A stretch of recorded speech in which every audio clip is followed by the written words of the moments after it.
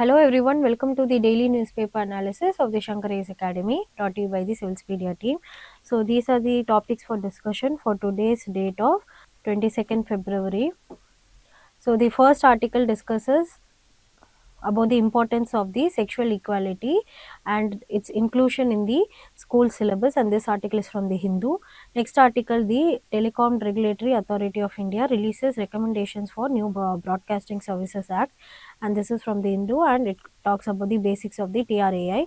Next article, Food Inflation Outlook Pressures, talks about the concepts of food inflation and their impact, and this article is from the Hindu. And the last article discusses about the importance of LNG, especially for India and through Qatar and US as the next competitor, and this is from the Indian Express. So without any delay, let's get into the articles discussion one by one along with the prelims practice question. So look into the article title, Concept of Sexual Equality Must Be Part of the Syllabus by the Supreme Court. Here there has been highlighting and the importance of how moral and ethical training and etiquette must be made part of our school syllabus, where Justice B.V. Nagaratna have been telling in the Supreme Court on how the parents must stop the discrimination between daughter and a son. So here in one of the cases which happened in the Supreme Court, the concept of sexual equality and moral and ethical training of how men should behave with women respectfully must become a part of the school syllabus. Here, as there is belief that no schools do not have moral education as a subject. So here they were bringing in arguments through the cases on how education must start at the smallest level to change the attitude towards women. And also one of the arguments were how awareness on the stringent laws against the rape must be advertised in cinema halls and in media, as there would be no point if anyone who is indulging in such barbaric attitude, if the person knows about these laws after he is sentenced to 20 years or is about to be hung to death. So here awareness is one of the most important thing being highlighted. So here one of the statements by our justice would be how parents are more focused on restraining their daughters and not their son. The word discrimination must go from our vocabulary. So in light of this article, let us see what are the concepts being discussed. These are the highlights of the article. Here they spoke about how there is rise in crimes against women. The lack of gender equality education is one of the root cause for the rise in crimes against women. Here almost 50% of population, that is the women, live in constant insecurity. So here we can see in the article in itself, 50% of our population, women, are living under tremendous strain and insecurity. There is a rise in the misogynistic and barbaric attitude towards women. Now we should know what is gender sensitization. Here, according to the International Labour Organization, definition is integrating gender perspectives in laws and the policies to remove the structural barriers to gender equality, which can hinder the process of gender equality, especially in areas or sectors like employment, education and social welfare. So the goal is to remove the structural barriers to promote gender equality. Now, looking into few legal frameworks for gender equality, first is the fundamental rights. We all know Article 14 is one of the primary right when it comes to equality before law and equal protection. Next, Article 15, it prohibits discrimination regardless of religion, race, caste, sex, or place of birth, and the state also brings in allowances to protect women and children. Then Article 21 discusses about the right to life, personal liberty and dignity and safety, and it also provides legal provisions for the safety and protection of women's dignity. Now looking into the DPSP, that is the Directive Principles of State Policy, under it Article 31A discusses on equality before law and equal protection. Article 51A subclause E renounces the derogatory practices which can hinder gender equality against women, and it also promotes equality. Now looking into few laws, first is the Sexual Harassment at Workplace. So the Act for that is Sexual Harassment of Women at Workplace, Prevention, Prohibition and Readdressal Act of 2013. Here, it mandates the establishments given by the Internal Complaints Committee. So this committee, under Government of India, sorry, under this legal act, would be addressing the issue related to sexual harassment at workplace.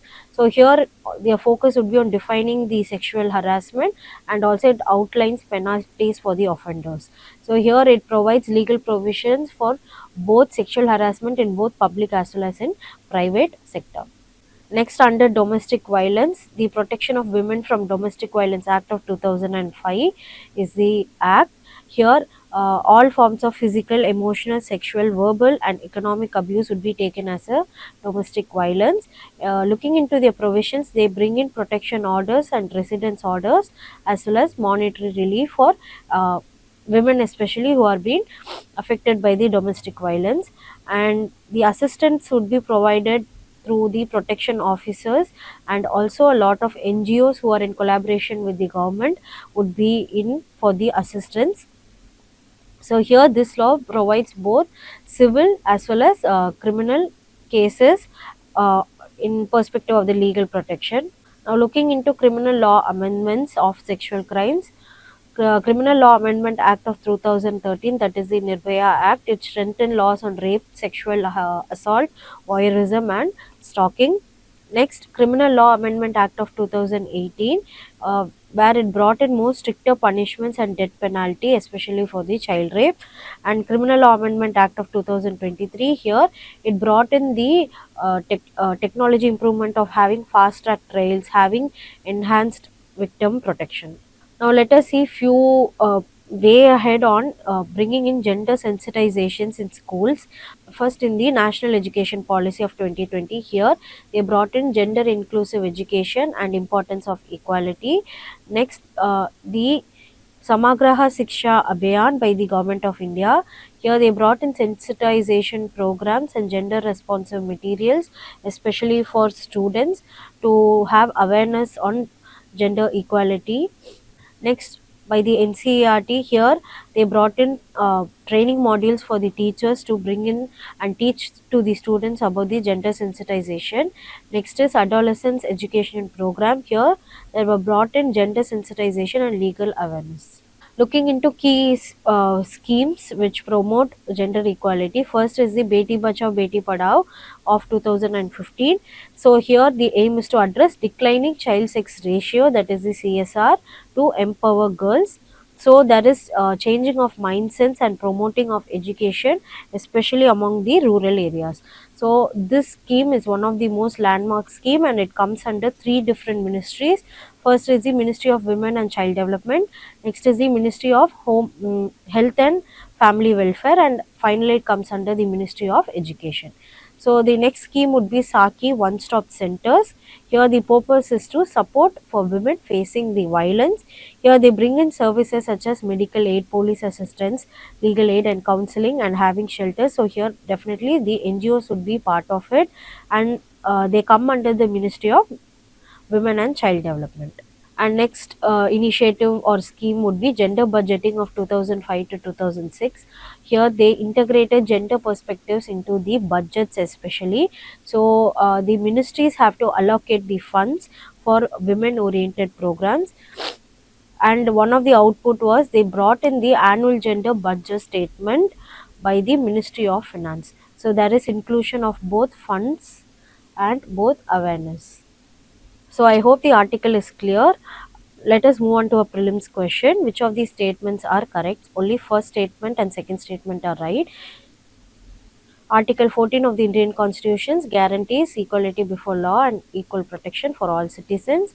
Women Protection of Women from Domestic Violence Act 2005 provides both civil and criminal remedies for women facing domestic abuse, which is right. The Beti Bachao Beti Padhao scheme focuses exclusively on providing financial incentives for education for girl children, which is wrong. So the next news title, food inflation outlook pressures likely to witness significant easing. So here due to the robust Kharif harvest arrivals, correction in the vegetable prices of the winter season, and having good prospects for the Rabi crops are likely to ease the pressure on the food inflation which are going ahead. So here the RBI Governor Sanjay Malhotra had made the had said the minutes of the Monetary Policy Committee which happened recently.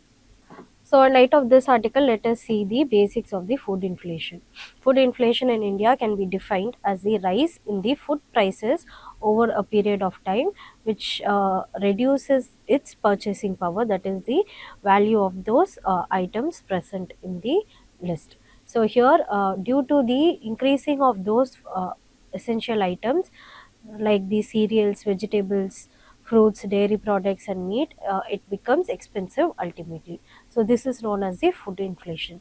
Let us see how food inflation is measured in India. First is through the consumer price index. Here it measures the price changes for the goods and services which are bought by the household. Here it covers food, clothing, housing, transport, and healthcare used by the households. So here it has four types: consumer price index of industrial workers, consumer price index of the agricultural laborers, consumer price index of the rural laborers, and consumer price index of the urban non-manual employees. So here non-manual employees are no one but how they 50 percentage of their income would be coming from non-manual labor, such as teaching, such as lawyers, doctors, and so on. So this is how in one of the method, this is how the inflation is being measured. So the next measurement is consumer food price inflation. This also comes under the CPI, and it is used by the RBI to track the food prices changes such as cereals, vegetables, fruits, dairy, and meat. Now next is the wholesale price index, that is the WPI. Here it measures wholesale price changes which excludes the services. So here it comes under the Ministry of Commerce and Industry, and it tracks the supply and demand of the industries, manufacturing, and construction. So it involves items such as from the food articles as well as non-food articles. In food articles, it includes cereals, pulses, vegetables, fruits, milk, eggs, meat, and fish. And in non-food articles, it includes oil, seeds, minerals, crude oil, and petroleum. Now let us see why in India there is food inflation still high. First is the weather problem, which is one of the major problem here.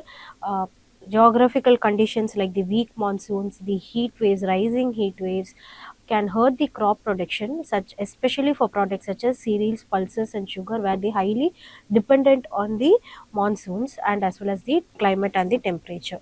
So here, for example, the cereals and pulses inflation have hit double digits in the year of April, especially as we all know that 2024 was recorded to be one of the hottest year.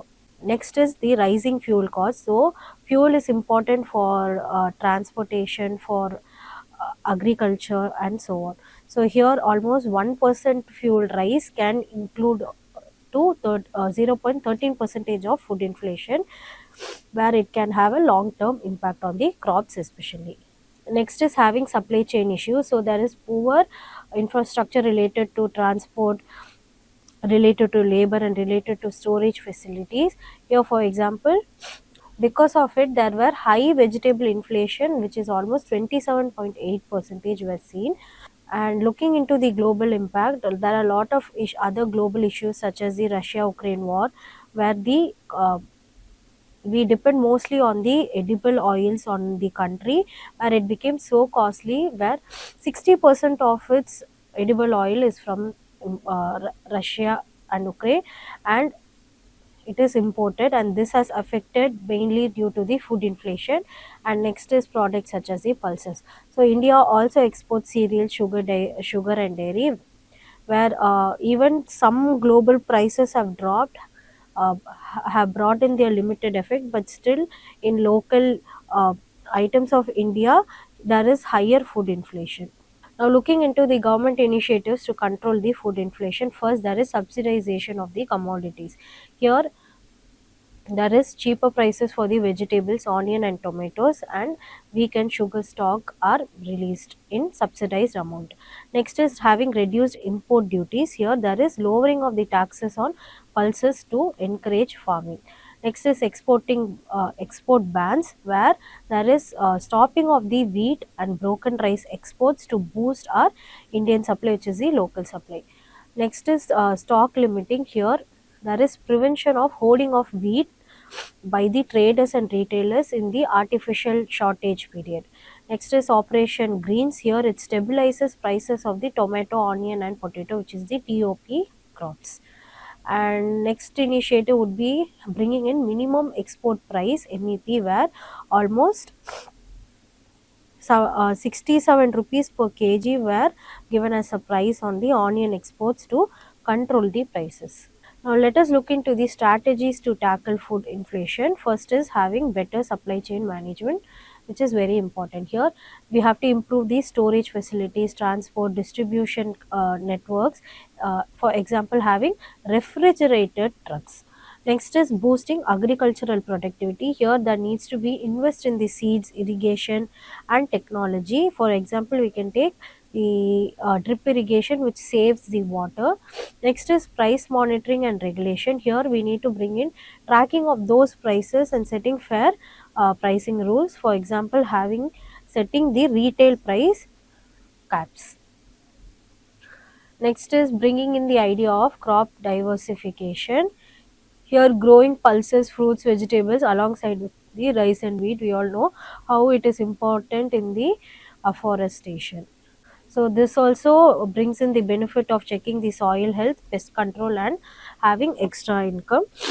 And even if there are any hurdles due to the climate change or delayed monsoons, the effect would be sorry, the impact would be much less. Next is having climate resilient farming. Sustainable farming is very important, especially for this period of generation. Here rainwater harvesting, drought resistant crops and crop rotation are very important, especially in the agricultural sector. So there is income generation as well as there is sustainability. Next is technology for food safety. Here the ambi tag, here it tracks the temperature for 90 days and it gives in alerts if the temperature rises. Next also it prevents the spoilage. So I hope the article is clear. Let's see a prelims practice question. Which of these statements are right? Only 1 and 2 are right. So according to the CPI, it measures the price change of both goods and services purchased by household, which is right. CPI combined is used by the Reserve Bank of India for inflation targeting, yes. CPI excludes food items while calculating inflation, no. Now looking into the next news, why LNG is central to the future expansion of India-Qatar trade. So the recent state visit of the Qatar's Amir Sheikh sought the New Delhi and Doha setting to target to double bilateral trade to around 28 billion by the 2030.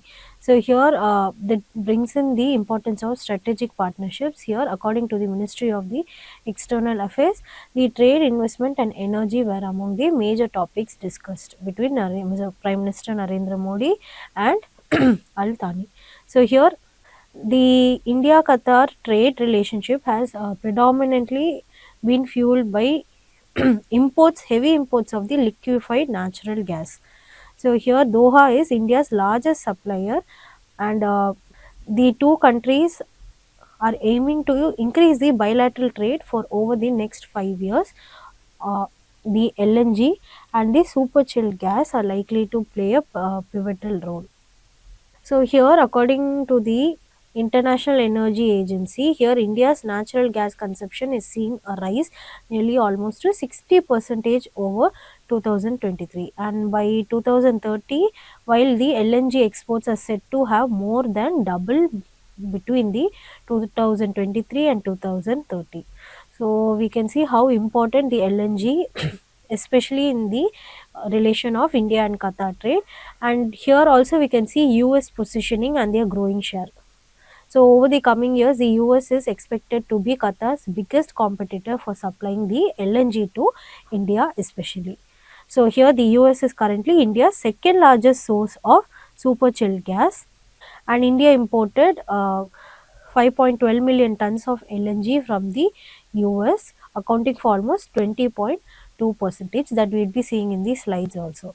So here we can see how different global powers are coming in together to have a strategic partnership, especially for a country like India, and the expansion of the LNG and their role. So in light of this article, let us see the basics about the concepts. First, what is LNG? It is a liquefied natural gas where it has been cooled to minus 162 degrees Celsius or minus 260 degree Fahrenheit, and this liquid is being stored, and it is being transported for the ease of transporting in the liquid form.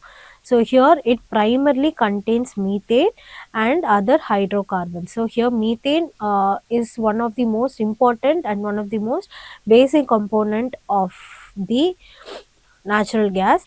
Here it acts as a hydrocarbon, and it is highly flammable, and it is a non-toxic gas component. So now let us look into the global LNG reserves. So here the methane is also a hydrocarbon.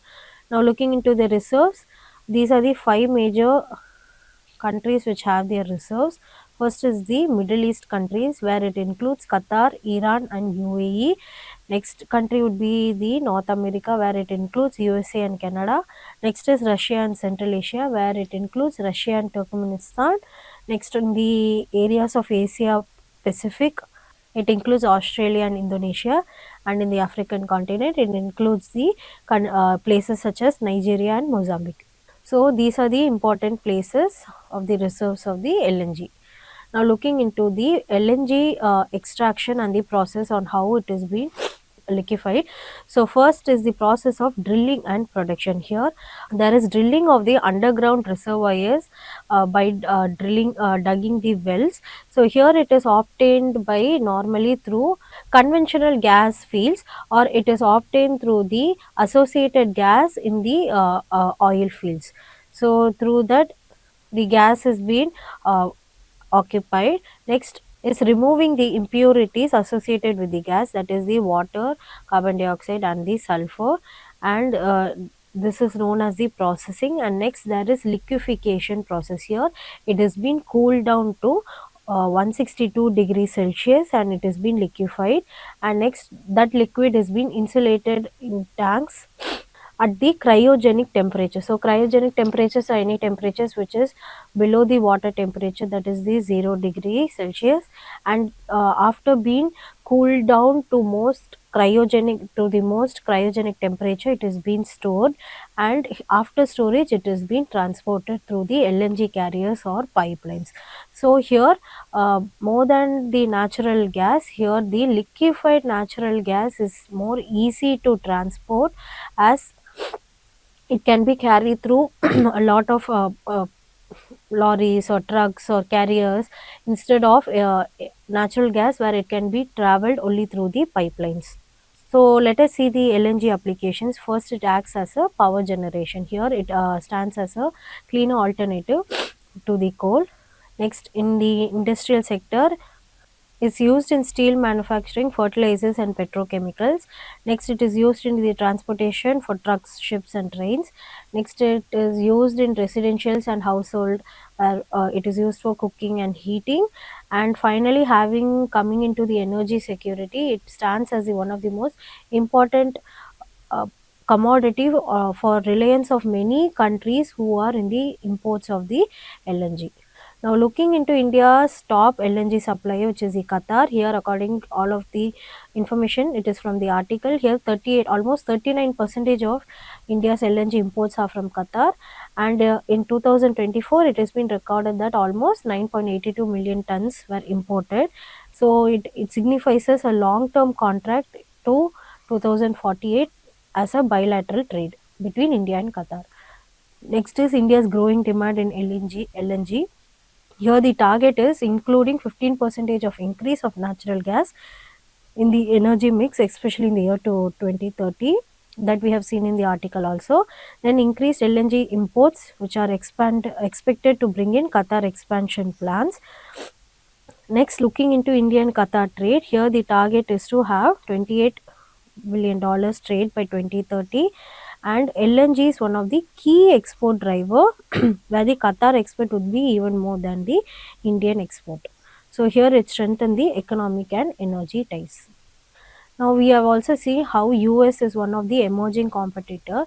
Here in looking into US and LNG competition, almost US has brought in 20.2 percentage of India's LNG import, as we have seen in the article that it is the second largest partner in LNG for India. Next, it brings in India's diversification strategy, as US want to become one of their main competitor, and Qatar also brings in the idea of cost effective and having reliable reliance on the LNG. So here both US and Qatar are bringing in their strong strategic partnerships.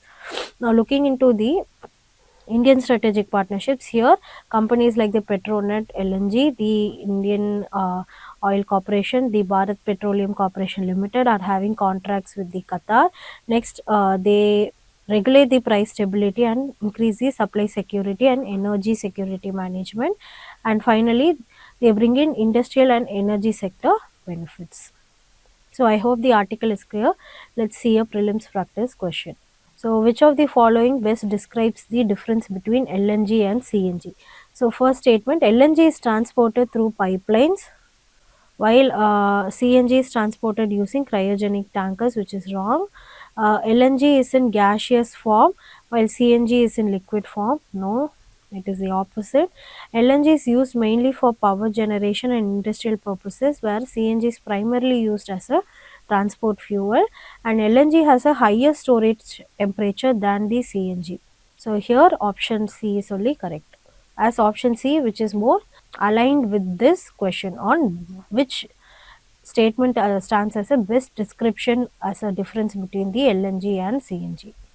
Now looking into the last news, the Regulatory Authority of India, that is the TRAI, it releases recommendations for new broadcasting services. So here the context and background is the TRAI, the Telecom Regulatory Authority of India, brings in recommendations to regulate the ground-based broadcasters. So ground-based broadcasters are nothing but, so they are broadcasters who use the terrestrial communication as a medium to distribute channels and networks to the DPOs, that is the distribution production operators.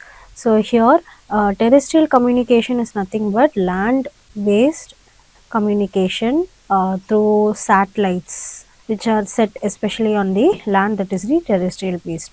So the ground-based broadcasters use the terrestrial communication as a medium, that is through satellites, to distribute channels to the DPOs, that is the distribution production operators. So here DPOs, we can take them as an example of a entity where they purchase the channels from different broadcasters and networkers, and they create a group of channels, and through their own network or through their own community. So we can take Tata Sky, Airtel as an example of DPOs, where they stand as a DTH channel services. So here the TRA have regulated few recommendations on the ground based broadcasters.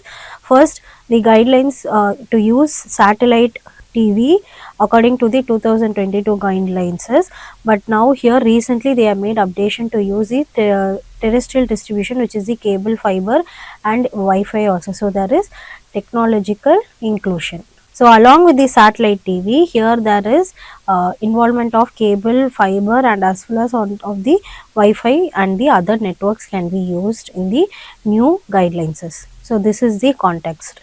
So here looking to the key recommendations, they are similar to the satellite TV guidelines, they provide in satellite usage for provisions, and it is the exception in the new recommendation.